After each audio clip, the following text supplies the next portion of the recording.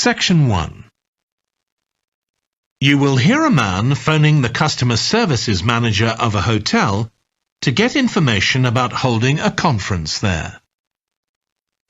First, you have some time to look at questions 1 to 5.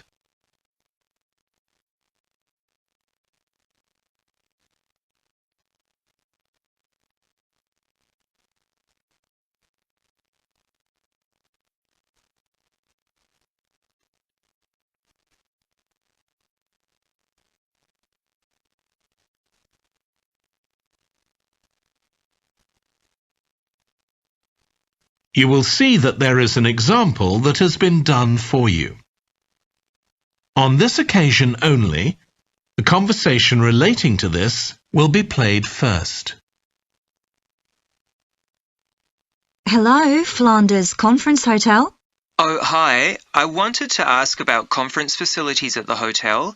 Have I come through to the right person? You have. I'm the customer services manager. My name's Angela. The name of the customer services manager is Angela. So Angela has been written in the space. Now we shall begin. You should answer the questions as you listen because you will not hear the recording a second time. Listen carefully and answer questions 1 to 5. Hello, Flanders Conference Hotel. Oh, hi. I wanted to ask about conference facilities at the hotel. Have I come through to the right person? You have. I'm the customer services manager. My name's Angela. So, how can I help you? Well, I'm calling from Barrett and Stanson's. We're a medical company based in Perth. Oh, yes? And we're organising a conference for our clients to be held in Sydney. It'll be held over 2 days, and we're expecting about 50 or 60 people. When were you thinking of having it? Sometime early next year, like the end of January. It'd have to be a weekend. Let me see. Our conference facilities are already booked for the weekend beginning January the 28th. We could do the first weekend in February. How about January the 21st? I'm afraid that's booked too. Well, let's go for the February date then. So, that's the weekend beginning the 4th.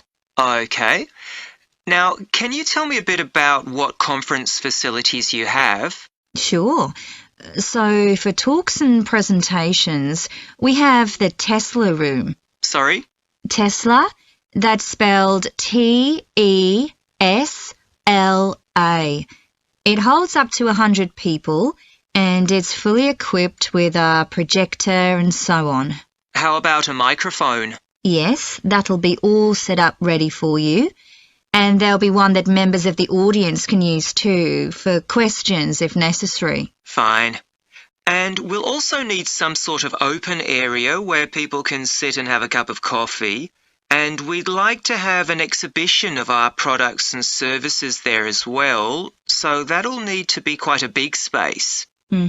That's fine.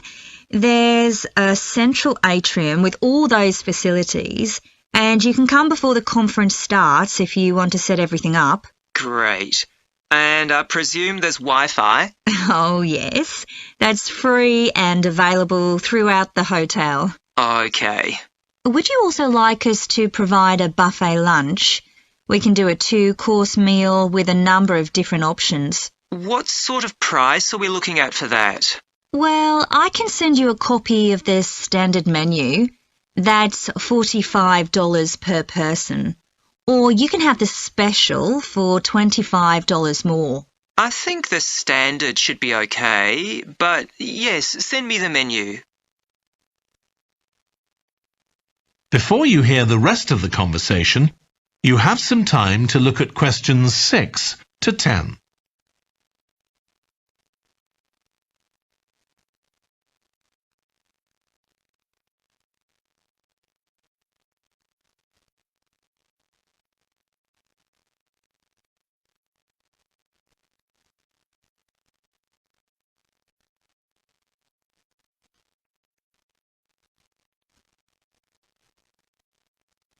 Now listen and answer questions 6 to 10. Now, we're also going to need accommodation on the Saturday night for some of the participants. I'm not sure how many, but probably about 25. So what do you charge for a room? Well, for conference attendees, we have a 25% reduction, so we can offer you rooms at $135. Normally, a standard room's $180. And does that include breakfast? Sure. And of course, guests can also make use of all the other facilities at the hotel. So we've got a spa where you can get massages and facials and so on. And there's a pool up on the roof for the use of guests. Oh, great. Now, what about transport links? The hotel's downtown, isn't it? Yes. It's about 12 kilometres from the airport, but there's a complimentary shuttle bus for guests. And it's only about 10 minutes walk from the central railway station. Okay.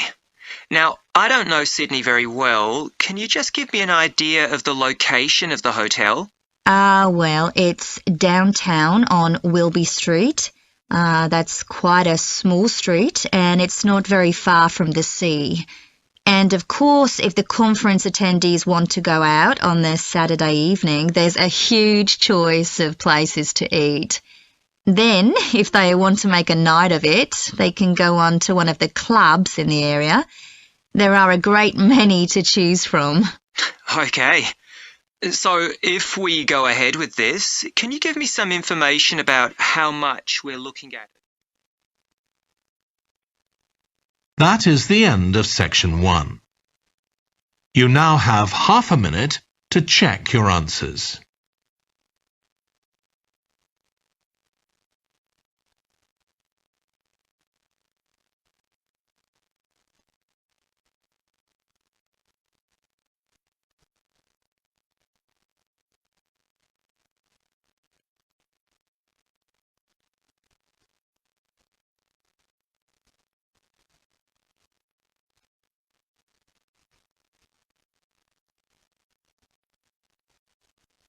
Now turn to section 2.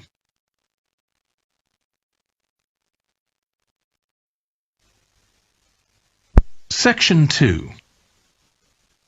You will hear a woman talking to a group of college students about volunteering to help other people.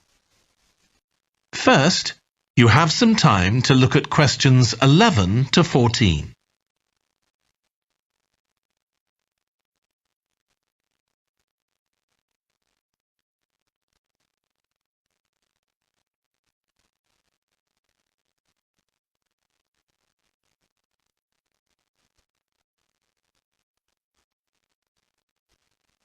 Now listen carefully and answer questions 11 to 14.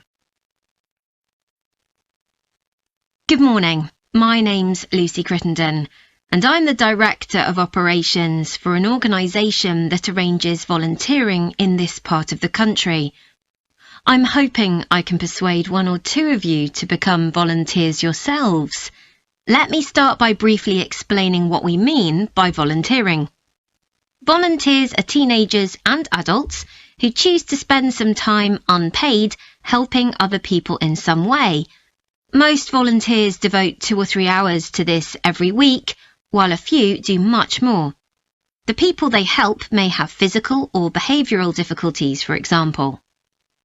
Volunteers can do all sorts of things, depending on their own abilities and interests.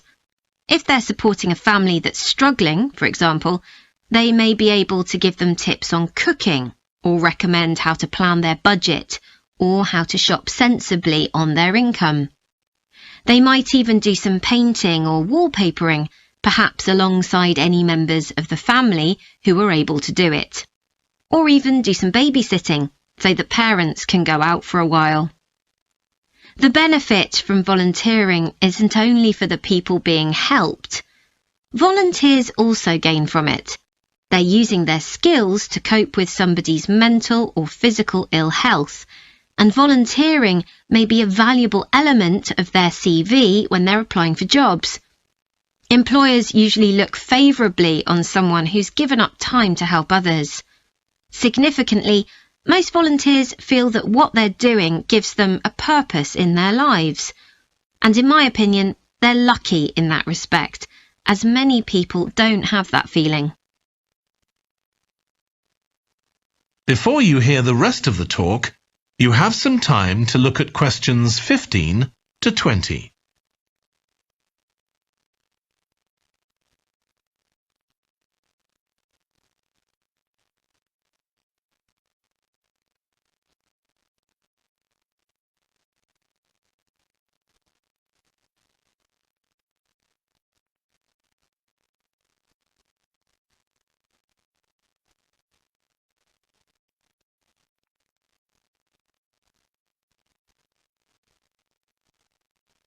Now listen and answer questions 15 to 20.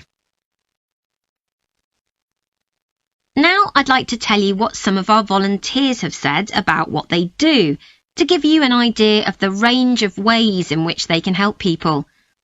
Habib supports an elderly lady who's beginning to show signs of dementia.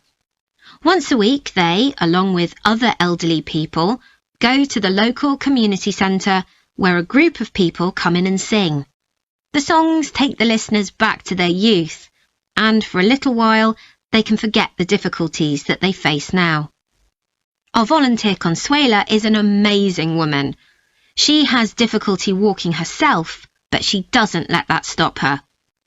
She helps a couple of people with similar difficulties who had almost stopped walking altogether. By using herself as an example, Consuela encourages them to walk more and more. Min visits a young man who lives alone and can't leave his home on his own, so he hardly ever saw anyone. But together they go out to the cinema or to see friends the young man hadn't been able to visit for a long time. Tanya visits an elderly woman once a week. When the woman found out that Tanya is a professional dressmaker, she got interested.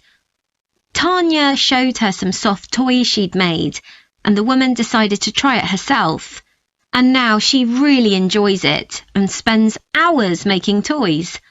They're not perhaps up to Tanya's standard yet, but she gains a lot of pleasure from doing it. Alexei is a volunteer with a family that faces a number of difficulties.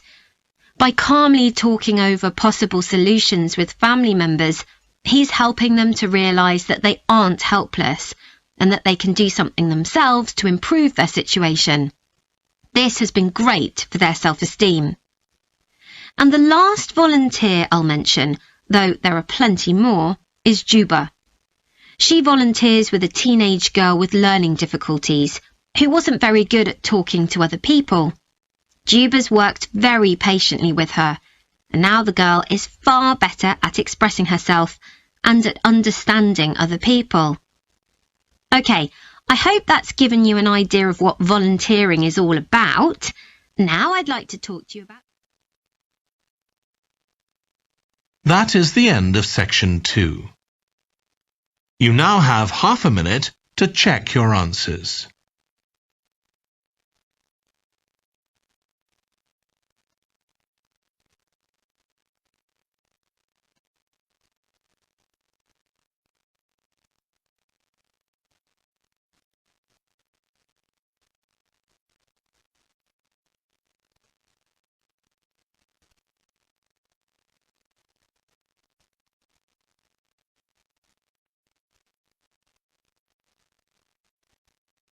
Now turn to section 3.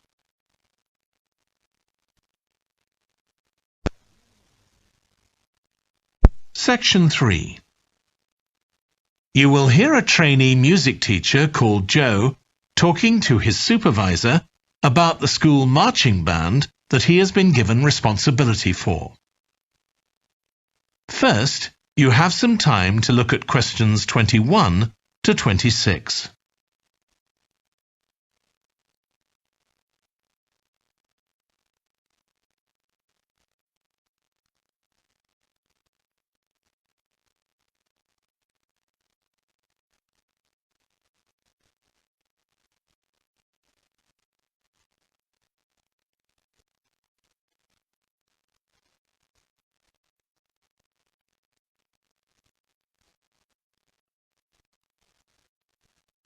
Now listen carefully and answer questions 21 to 26.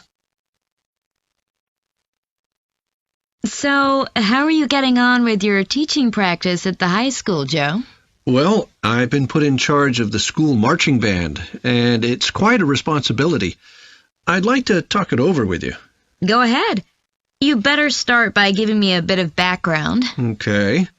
Well, the band has students in it from all years. So they're aged 11 to 18, and there are about 50 of them altogether. It's quite a popular activity within the school. I've never worked with a band of more than 20 before, and this is very different. I can imagine. They aren't really good enough to enter national band competitions, but they're in a regional one later in the term. Even if they don't win, and I don't expect them to, hopefully it'll be an incentive for them to try and improve. Yes, hopefully. Well, now the town council's organizing a carnival in the summer, and the band has been asked to perform. If you ask me, they aren't really up to it yet, and I need to get them functioning better as a band, and in a very short time. Have you been doing anything with them? Apart from practicing the music, I mean. I played a recording I came across of a drummer talking about how playing in a band had changed his life. I think it was an after-dinner speech. I thought it was pretty inspiring, because being in the band had stopped him from getting involved in crime. The students seemed to find it interesting, too. That's good. I'm planning to show them that old film from the 1940s, Strike Up the Band, and talk about it with the students. What do you think? Good idea. As it's about a school band, it might make the students realize how much they can achieve if they work together. That's what I've got in mind. I'm hoping I can take some of the band to a parade that's going to take place next month. A couple of marching bands will be performing, and the atmosphere should be quite exciting. It depends on whether I can persuade the school to hire a coach or two to take us there. They sound like good ideas to me. Thanks. Before you hear the rest of the discussion, you have some time to look at questions 27 to 30.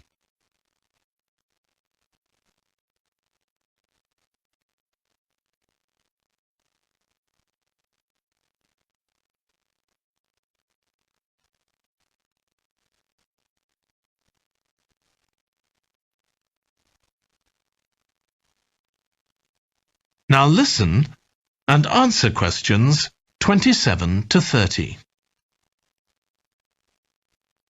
Can I tell you about a few people in the band who I'm finding it quite difficult to cope with? I'm sure you'll have some ideas about what I can do. Go ahead. There's a flautist who says she loves playing in the band. We rehearse twice a week after school, but she's hardly ever there. Then she looks for me the next day and gives me a very plausible reason. She says she had to help her mother, or she's been ill, but to be honest, I don't believe her. Oh dear. Any more students with difficulties? Plenty. There's a trumpeter who thinks she's the best musician in the band, though she certainly isn't. She's always saying what she thinks other people should do, which makes my job pretty difficult. She sounds a bit of a nightmare. You can say that again.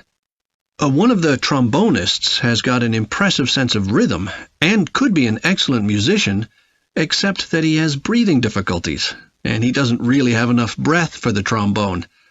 He'd be much better off playing percussion, for instance, but he refuses to give up, so he ends up only playing half the notes. I suppose you have to admire his determination. Maybe. One of the percussionists isn't too bad, but he never seems to interact with other people, and he always rushes off as soon as the rehearsal ends. I don't know if there are family reasons or what, but it isn't good in a band where people really need to feel they're part of a group. There are others too, but at least that gives you an idea of what I'm up against. Do you have any thoughts about what I can do, Lizzie? That is the end of section 3. You now have half a minute to check your answers.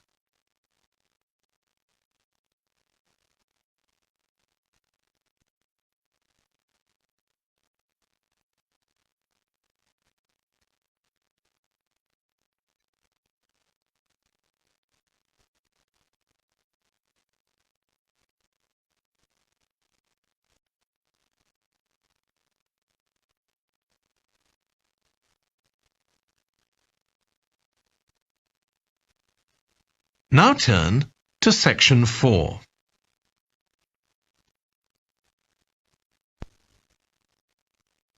Section 4. You will hear a British University lecturer in music talking about concerts in an arts festival.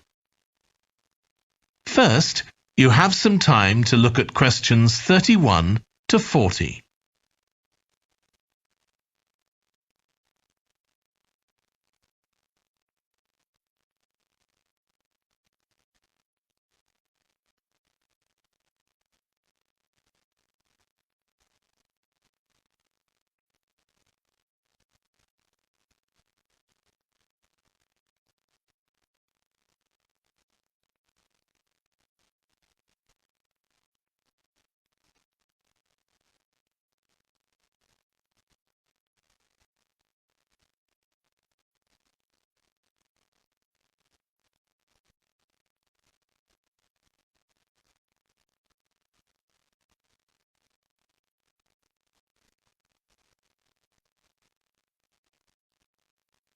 Now listen carefully and answer questions 31 to 40. As you all know, the university is planning an arts festival for later this year, and here in the music department we've planned 3 concerts. These will be public performances, and the programme has just been finalised. The theme of the festival is links between the UK and Australia, and this is reflected in the music. Each concert will feature both British and Australian composers. I'll tell you briefly about the Australian music, as you probably won't be familiar with that. The first concert will include music by Liza Lim, who was born in Perth, Western Australia, in 1966. As a child, Lim originally learned to play the piano, like so many children, and also the violin. But when she was 11, her teachers encouraged her to start composing. She found this was her real strength, and she studied and later taught composition, both in Australia and in other countries. As a composer, she has received commissions from numerous orchestras, other performers, and festivals in several countries. Liza Lim's compositions are vibrant and full of energy, and she often explores Asian and Australian Aboriginal cultural sources, including the native instrument, the didgeridoo. This is featured in a work called The Compass.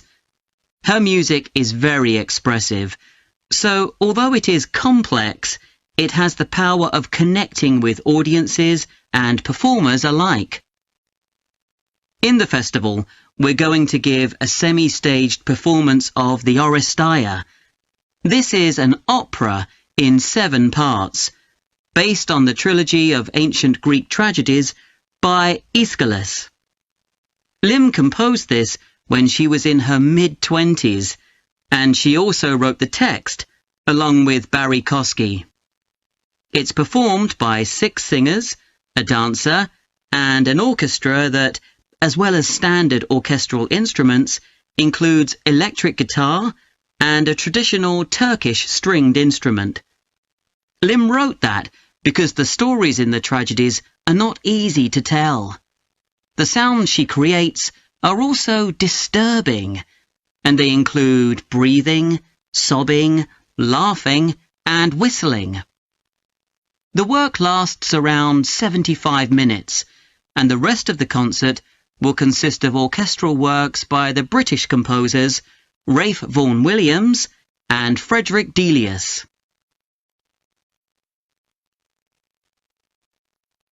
Moving on now to our second concert. This will begin with instrumental music by British composers Benjamin Britten and Judith Weir. After the interval, we'll go to Australia for a piece by Ross Edwards, The Tower of Remoteness.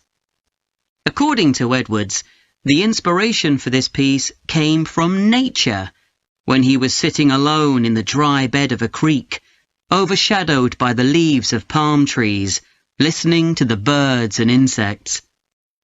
The Tower of Remoteness is scored for piano and clarinet. Edward says he realized years after writing the piece that he had subconsciously modelled its opening phrase on a bird call. Ross Edwards was born in 1943 in Sydney, Australia, and studied at the Sydney Conservatorium of Music and the Universities of Adelaide and Sydney. He's well known in Australia, and in fact, he's one of the country's most performed composers. He's written a wide range of music, from symphonies and concertos to some composed specifically for children. Edwards's music has been described as being deeply connected to Australia, and it can be regarded as a celebration of the diversity of cultures that Australia can be proud of. The last of the three Australian composers to be represented in our festival is Carl Vine. Born in 1954, Vine, like Liza Lim, comes from Perth, Western Australia. He took up the cornet at the age of 5, switching to the piano 5 years later. However, he went to university to study physics before changing to composition. After graduating, he moved to Sydney and worked as a freelance pianist and composer. Before long, he had become prominent in Australia as a composer for dance, and in fact has written 25 scores of that type. In our third concert, Vine will be represented by his music for the flag handover ceremony of the Olympics held in 1996. This 7-minute orchestral piece was of course heard by millions of people worldwide, and we'll hear it alongside works written by British composers Edward Elgar and, more recently, Thomas Adès.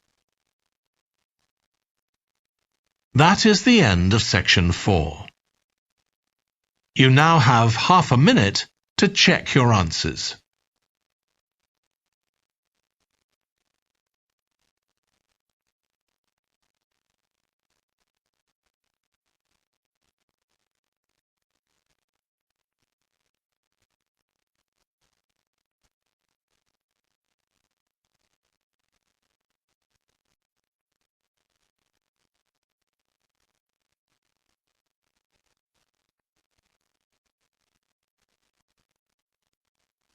That is the end of the listening test. In the IELTS test, you would now have 10 minutes to transfer your answers to the answer sheet.